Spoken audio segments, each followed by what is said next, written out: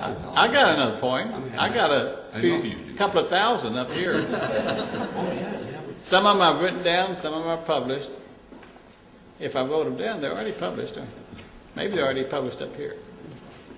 Anyway, this... Very abstract. I know, but this is an abstract poem, but it's very important. Bruce has taught me the importance of the long memory. Keep that in mind, the long memory. We cannot afford to forget. And we're entering a new age, or the same old age, but it's taking on similar faces to 20, 30 years ago. Who killed Paul Wellstone? Who killed Mel Carnahan? I can ask those questions. I'm not afraid to ask those questions. This poem is called Cursed by Eidetic Imagery. Now, eidetic imagery, that's a double word. Eidolon is the old Greek word for imagery. So eidetic imagery is when you remember. The Rig Veda, remember all that has been done. Remember all that has been done. So we as poets and singers are charged with that long memory of keeping it alive, bringing it back to you.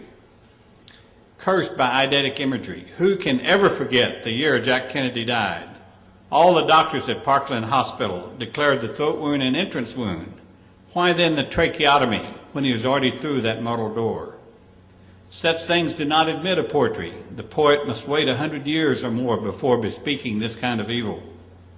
I might take you to the day when Wat Tyler and his men approached Charles the King under a white flag of truce, yet they were killed for their trust.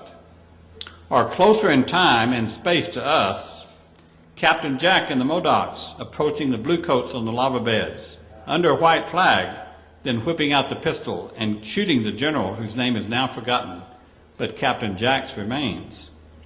What drives a man, any human being, to kill another human being? Blood is sacred. Blood runs red through all living things. Sage Pindar says, the wise know many things in their blood, the vulgar must be taught. What am I trying to teach you at this poem? Why are you listening?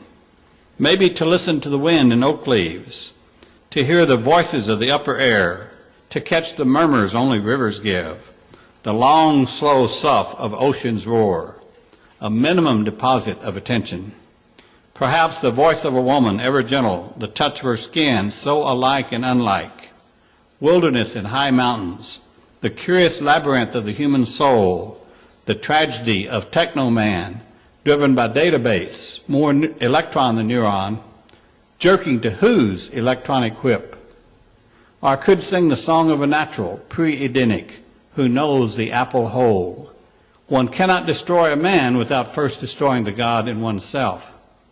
Help, I'm an elf like yourself.